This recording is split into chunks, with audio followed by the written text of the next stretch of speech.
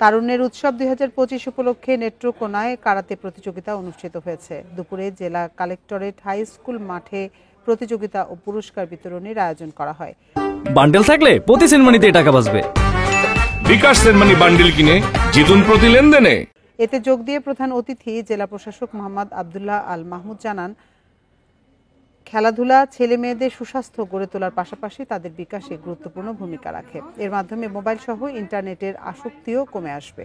8টি বিভাগে সদর উপজেলার 50 প্রতিযোগী এতে অংশ নেয়। পরে প্রত্যেক বিভাগে 3 জন করে বিজয়ীর হাতে পুরস্কার তুলে দেওয়া হয়।